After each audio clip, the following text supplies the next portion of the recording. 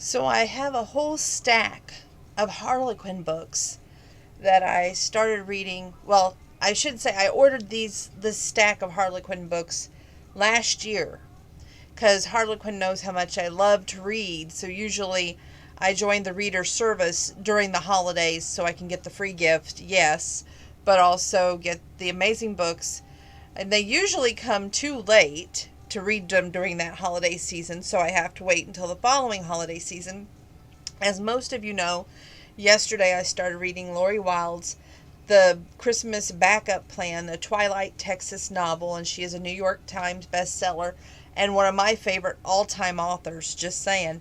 I'm going to read the back to you, read the inside cover, and then I have several pages I picked out. This is an all-time one of my favorites. If you're going to read a romance novel that's contemporary romance, this is the novel to read. Okay? That's how good it is. You are cordially invited to a Twilight, Texas Christmas wedding. The town is decorated, the cookies are made, and the stage is set for love. Wedding planner Aria Alzat, I can't say this last name, sorry. Alzat has one goal: to give her best friend a perfect day. But after a bump on the head, she's under doctor's orders not to travel on her own. So she's stuck on the road to Twilight with uptight Remington Lockhart in the driver's seat. True, Remy is one long, tall Texas male, but the ex-military man never saw a rule he didn't like, making this one long road trip. Remy has left the military, but the military lifestyle has not left him. The uncertainty this ex-paratrooper encountered during his tour of duty has convinced him that the plans combined with his backup plans will keep life under control. Aria is undeniably tempting by her fly-by-the-seat-of-her-pants attitude, and it's never going to work. Then a sudden snowstorm strikes, and these opposites come together in a night of unexpected passion. And suddenly the magic of a Twilight, Texas Christmas takes hold, proving that sometimes the best plan is to simply have no plan at all. Now, the inside cover. The Christmas Backup Plan. I'm no hero, Aria, he said, his tone turning dark. No, she whispered. Far from it. Don't romanticize me. For sure, he was no hero. A real hero could not resist temptation, but Remington simply could not. Not when she was looking at him with that cat that ate the canary grin. Not when her hot palms were running up underneath his t-shirt and gliding along his abdominal muscles. He kissed her again, and she moaned low in her throat. When he scooped her into his arms, she locked his hands around his neck, and that, friends, was all she wrote. Remington threw any last shred of hero he might have inside him out the window and carried her to bed. Now, the Christmas plan, according to Aria Alzet, who likes to make a plan before she does things, kind of like yours truly. She made this plan here. It says on page 24, pull the wedding off without a hitch, because she's a wedding planner. Enjoy the process, number 2. 3, remember that trying to fix other people never works. Stay in your own lane. 4, it is Christmas, so smile. And number 5, charm the Grinch right out of Remington Lockhart. There, that was plenty as Aria ever intended to get. Now, I'm going to read my review, plus probably share some more pages with you, because this was one of my favorite books, and I honestly should have saved it for closer to Christmas, but they say everything happens for a reason, so I'm sure there's a reason that I read this early. I love this book. Never had any doubts with it being my favorite author, Lori Wilde. And the start to the middle to the end is outstanding. They start off not even wanting to ride in the same truck to the wedding that she was planning. That she needs a driver, so she's relying on him heavily. Along the way, love happens, and they both don't want to admit that love has found them. I could go on and on about this book, or read all of it to you, but the moment I wish to share with you starts on where Remington finds the sweetheart tree. And to know what the sweetheart tree is and why it's so cool that Remington takes this moment to really make a difference, if you will. We're going to start on page 160. Shuffling, he slowed to a fast walk as he neared the group. What was going on? The crowd was clotted around an enormous pecan tree with long, thick branches that spanned all the way to the creek. In the summer, it must provide an impressive shaded canopy, as it was now bare of leaves. The smaller branches were laden with ornaments that had names written on them. A wooden ladder was set up nearby. People took turns scaling this ladder and plucking off the ornaments and reporting the name that they'd chosen to a plump 50-something woman wearing a long blue jean skirt and a crazy, ugly Christmas sweater. She held a tablet in her hands and a lanyard badge around her neck that identified her as Belinda Murphy. I got Nellie Long, someone said, reading off the name of the ornament they plucked from the tree. She wants books, and I love my cherub. Ah, it was an angel tree. Cupid did something similar, except in Chihuahua Desert hometown. They used a mesquite tree. Remington had already gotten several names off the Cupid angel tree at home and bought several gifts for underprivileged children who wouldn't have a Christmas without it. Erected around the base of a pecan tree was a white wooden picket fence, along with a stern sign warning, "Do not deface the sweetheart tree." Hundreds of names have been carved into the bark of this tree, most of them old and faded with time. To the left of the tree, in an area separate from the group taking part in the Angel Tree Project, was a wooden kiosk with a banner that announced, "Don't carve, hang a charm to show your love instead." This cheesy town sure liked its signage. A few couples were lined up in the front of the kiosk, where a fit-looking, middle-aged Hispanic woman, whose lanyard identified her as Terry Longoria, used a machine to inscribe initials and names into the heart-shaped copper panated charms the size of $50. He'd seen one of those charms before on Ariana's bracelet. On the front of the tree, under Belinda Murphy's watchful eye, one group plucked an angel ornament from the branches, while on the back side of the pecan tree, couples who had bought the heart-shaped charms from Terry's affixed them to the metal framework that had been added around the trunk of the tree. Curious, Remington stepped closer to watch hundreds of charms being attached to the metal frame. Clever solution to keep people from carving their names into a stalwart pecan that, from the looks of it, had to be at least 200 years old. Plus the charms had to bring in a nice chunk of change to the Chamber of Commerce coffers, since, according to the banner, that's who was sponsoring the kiosk. Cheesy as that might be, Remington had to admire the Chamber of Commerce. They had a solid backup plan to save their sweetheart tree. He knew that even without asking, there must be a schmaltzy story involved. He turned to get out of the way of a couple angling for the metal frame when something caught his eye. A tiny little Santa hat sticker had been stuck to one of the heart-shaped charms. It was exactly like the Santa sticker Area had bought in Armadillo. Smiling, he took out his phone to snap a picture of the charm with the Santa Armadillo sticker on it. But when he got looking at the photograph in his camera roll, he got a little shock. The cutesy charm was inscribed with, "Area and Remington were here." A shiver went right through him. The goosebumps rose on his skin. Area had stopped, bought a charm with their names on it, and then hung it on a frame around the tree for all the world to see? He couldn't say why that charm caused such a visceral reaction in him, but damn if it did. Why had she left a mark on their passing through the town? And why had she included him? The charms weren't expensive, but she had to spend money to have it engraved. She commemorated their visit here. Why? What did it mean?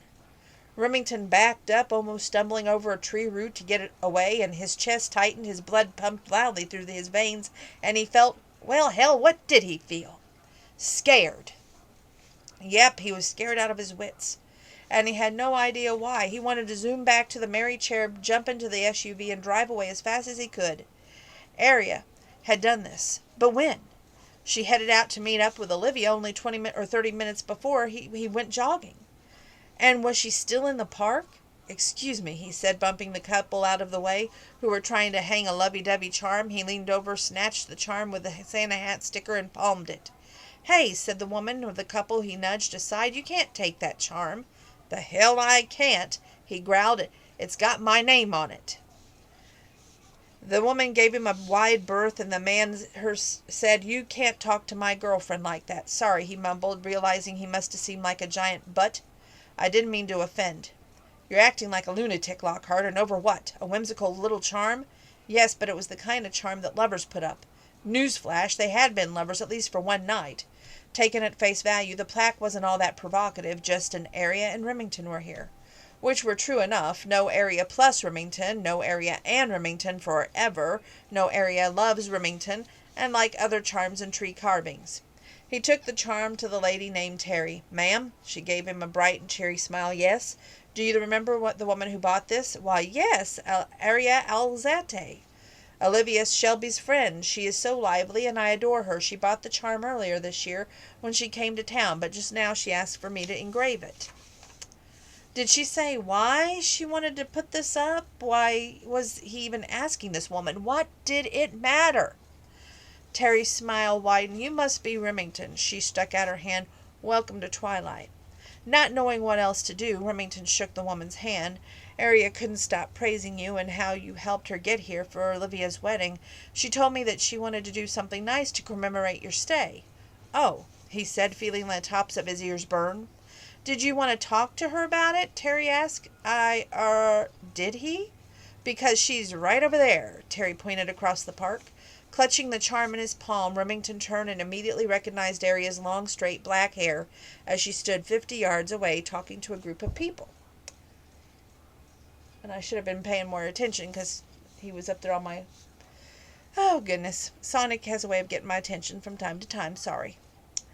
Remington's heart bounced to his stomach, then trampolined up to his chest, and he surged forward, not even knowing what he intended. Still, he was unsure why this goofy little charm was undoing him so completely.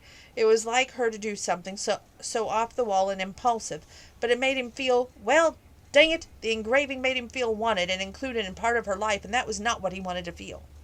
He was hanging on to a thread here, trying to work up some kind of irritation or indignation, but there was Christmas music playing and people plucking angel ornaments off the tree to give presents to poor kids, and other folks declaring their love for each other on harebrained plaques.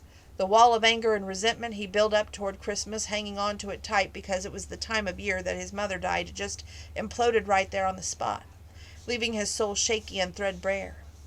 He wanted to be near Aria, her bright, shining light. He wanted to hear her happy laughter, the smell of her special scent. He wanted to kiss her and hold that and tell her that, yes, last night meant something. Something that was really monumental, and he was a coward for not telling her this morning. Remington didn't even realize that he was rushing across the park toward her, his legs moving on their own accord, and his gaze firmly fixed on the sweet curve of her tushy and those tight jeans. His mind both focused and dazed, reeling on the sacred mission and completely without a backup plan. A big, handsome guy who looked like a big muscle for a security company approached Aria's group. Aria turned toward the man. Her face was beaming with angelic light. The fellow rushed toward her, gathered her in his arms, and spun her around. Remington froze to the spot, his jaw unhinged, as he watched the tall man put her down and then kiss his girl. It wasn't a passionate kiss, just a quick peck on the lips, but to Remington it was a gut punch, and all the unbridled hope that had sent him dashing across the park froze him to that spot. She had a life he knew nothing about. Speaking of life, hold on a second. We have a Sonic break. Oh, and a Heathcliff break too. Boy, two boys. Come here.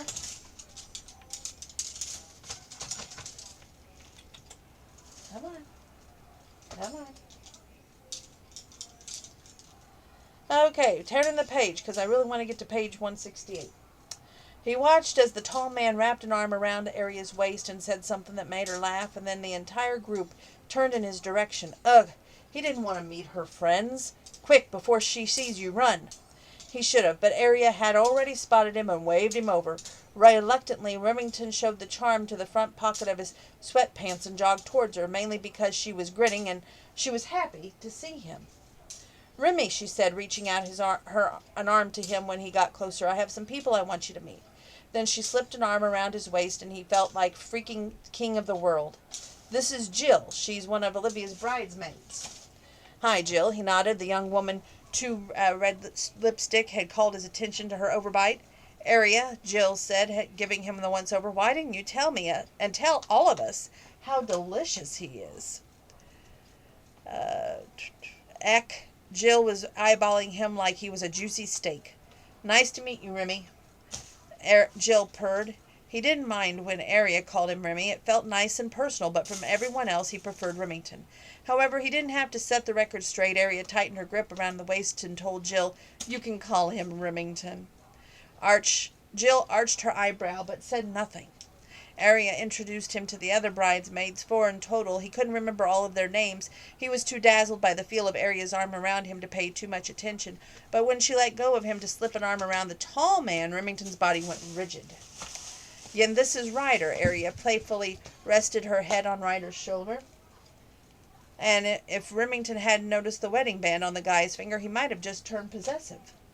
Ryder's married to Katie Cheek, who is the younger sister of Jenny Cantrell, who runs the Merry Cherub. Area explained. Twilight is a lot like Cupid in the fact that everyone seems to be related to someone in town. Remington didn't quite follow all that, but he got the most important part, that Ryder was married. That was a relief, but it didn't stop him from wishing that Area would stop touching the guy. Ryder was in the army, she said, military police. I already told him that you... about your... She broke off and waved Remington's left hand. "Thank you for your service," Ryder said. Shaking Remington's right hand to Arya, he said, he should come. Why don't you bring him? Bring me where? Remington asked, sliding closer to Arya. Ryder's part of the military support group, Arya said, and on the Thursday of the month, they hold an art class in the meeting room at the Horny Toad Tavern from 7 to 9 p.m. It's great therapy. Interested, Remington arched an eyebrow. He was always on the lookout for ways to manage stress and mental mind chatter. He had tons of physical, occupational, and psychotherapy, but no one had mentioned the art therapy for him. Whoa, hello, we're dropping all kinds of things. Boys, last night you were so good when I did these videos. Tonight it's not the same. Anyway, 168. Our art instructor has the flu, Ryder told Remington, and we were just going to cancel the class, but when I told Arya, she offered to teach for us. Things get especially stressful this time of year, and doing the art really helps keep us centered. Remington wanted to ask why they needed a teacher to slap some paint on a canvas, but he said nothing. "You should really come to the class," Ryder encouraged. "Painting is a great way to unwind. Plus veterans get a free beer," Arya enticed. She didn't have to twist his arm. Remington wasn't about to let her go teach an art class with a military support group at a tavern, not even when she knew some of them. No way in heck. Slipping his arm around Arya's waist and tucking her against his side, Remington met Ryder's bemused stare and said, "Count on it. I'll be there." Okay, so of course, love isn't easy. Life isn't easy. A breakup does happen in this book. But what about that ornament? After all, it's a Christmas book, right? And y'all know me, I love being sentimental, and that's what drove me to tears today. My eyes filled with tears. I literally choked up for a couple of minutes, and I did cry. Page 325 through 332 is what I've chosen to read to you. She scrolled through the long text. Anything to delay this. Reading about how awesome the honeymoon in Belize had been and how wonderful it had to be married to Ben. How much she appreciated all Arya had done for her. It was the gushy texting of a woman in love. But then after that long text, there was a photograph of the sweetheart tree in the sweetheart park. A close-up of one of the charms on the wire frame around that tree trunk. Along with a short comment from Olivia. Thought you should see this. Expecting to see some smolchy message from Ben to Olivia, Arya used her fingers to enlarge the picture as she read it, and all air escaped her body, leaving her rag doll slumped against the seat. It was the same copper heart-shaped charm that Arya had engraved for the tree. The charm that said Arya and Remington were here. Except the inscription had been altered. Now the charm read, Arya and Remington fell in love here. Her heart hammered, slamming blood against her eardrums, tribal and primal, boom, boom, boom. Who had altered that charm? Olivia, but why? Could it be? Could it be? Remington? But when and where and why?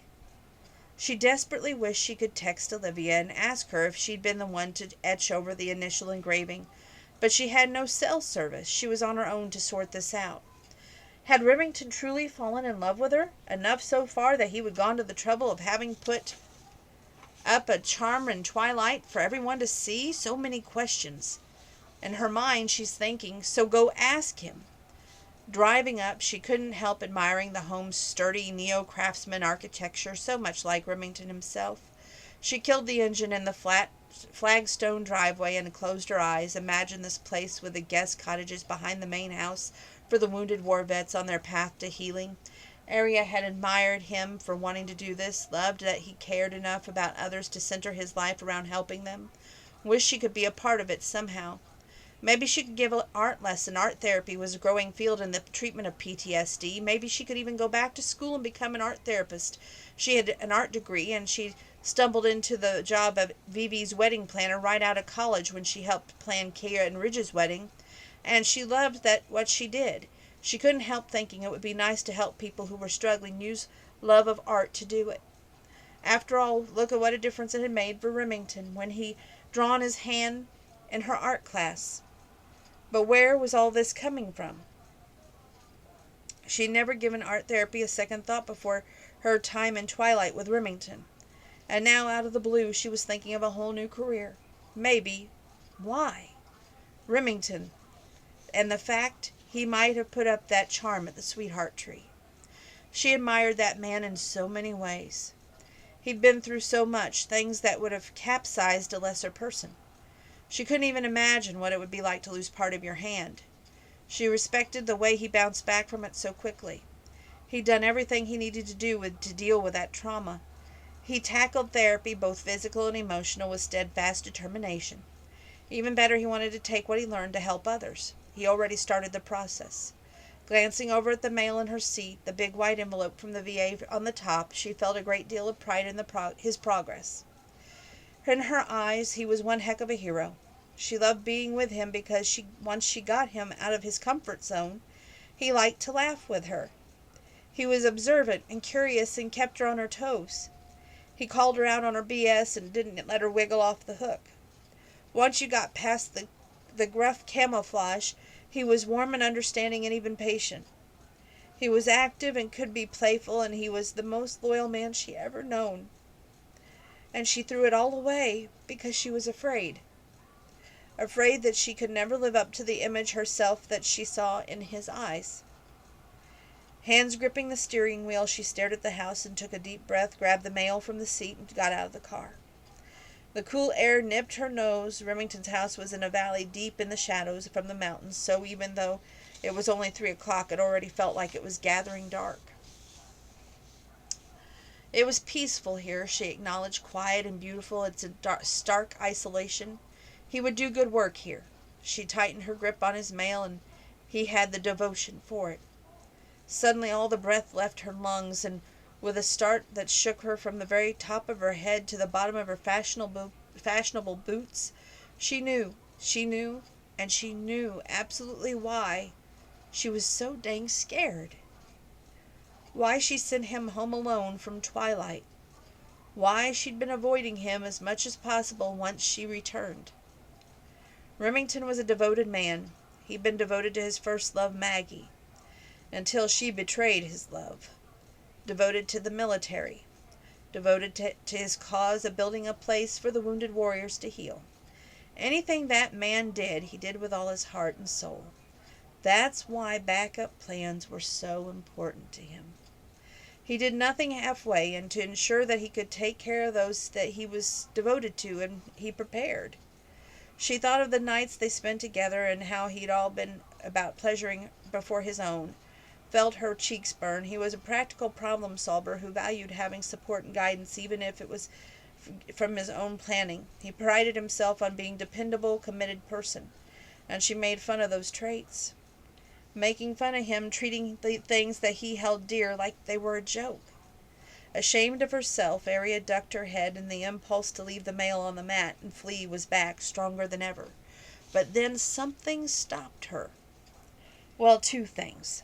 The notion that he had been behind the charm, and the fact she needed to apologize to him, and there was no other way around it. Gathering her courage, Arya raised her fist to knock, but spied something at the corner of the house she didn't expect to see.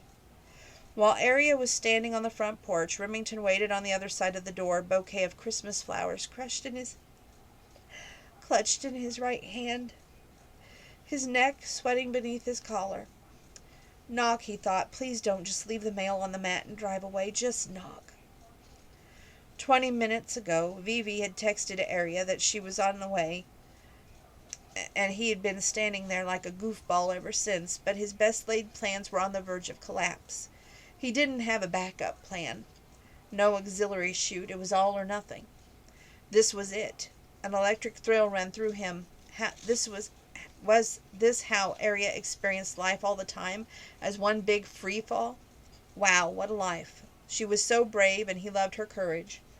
Holding his breath, waiting for that knock as he amped up, as if he was about to make a halo jump into the enemy territory at 3 a.m. in a hellacious sandstorm.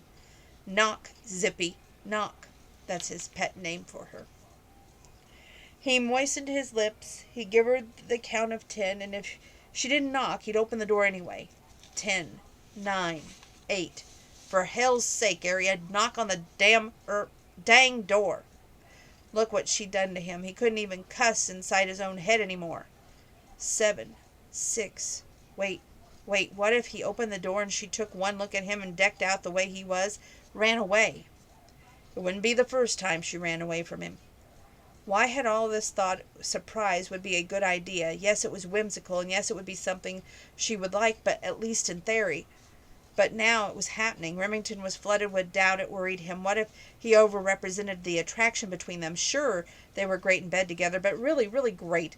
But what if Arya's mind, great boom boom, wasn't all that they shared? Sorry. But that was about their shared history. Surely the weight of their familiarity added something to the equation, except their past wasn't exactly friendly. As kids, they hadn't even liked each other. He tweaked her pigtails, and she shoved him on his butt. He grinned, remembering. And what was that saying? Familiarity breeds contempt? Except the exact opposite had been true for him. The deeper he'd gotten to know Arya, and the more he appreciated her, he loved the way she balanced out the pessimism with her bright optimism. How she expected the best out of people, places, and things, and how funny and entertaining she was. How she encouraged him to explore and introduced him to new things. How hopeful and idealistic she was. Lively, fun-loving, curious, generous, light-hearted. She was all that things he was not. But big question. Was he too stodgy for her? Too damaged? He was healing. Yes. Already he was such a better place personally than he'd ever been 6 months ago, and he was getting stronger every day. Remington fisted his left hand in his pocket as much as he could fist with 3 fingers, and he'd been knocked down, but he wasn't out. In fact, he was on his way to translating his bad experiences into something good and useful that could help others, and he was damn proud of himself for that. But he hooked up with Arya. Would his cautiousness kill her vivacious spirit? Oh my goodness, get down from there. Sorry, one of those sonic moments.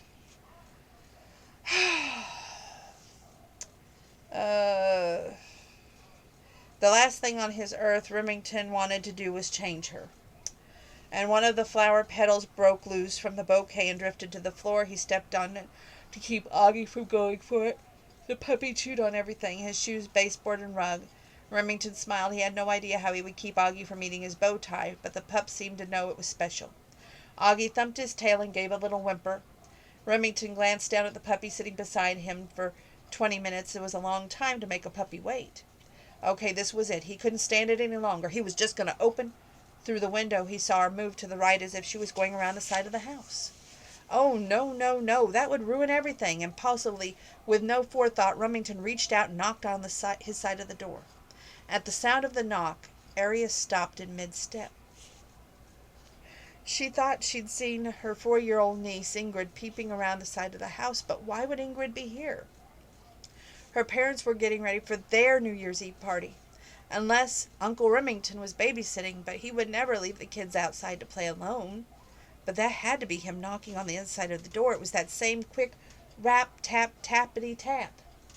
he used when she was sharing that adjoining room at the Merry Cherub, remembering that, her face flushed.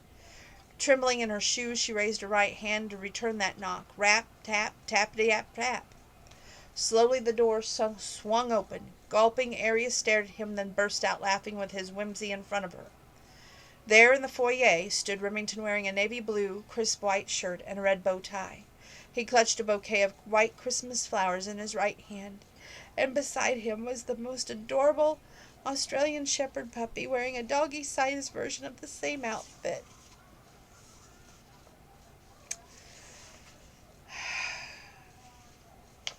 I'm going to leave you wondering, do they get back together and live happily ever after? Does she turn tail and run because she's scared? Does he admit to that change of the ornament being from him? The only way to find out is read this amazing book. And the ending is truly amazing. 1,000 stars and more. So good that it's filled with joy and happiness. And the Christmas spirit. Be sure to read Lori Wilde's The Christmas Backup Plan. Because some of us structured people, and you know, the things that we all wish for or want, like in the Hallmark movies and that kind of stuff, is in this book. Yeah, they have great moments, but they have a dark moment too, but yet they have to overcome it together in order to stay together. Or do they? Only way to find out is read the book. One more novel to review, which there's 4 books in that one, but I don't have any pages marked. But it was so hot and so spicy, and it brought tears to my eyes yet again, and I felt moved to share that novel with you. So it'll be next.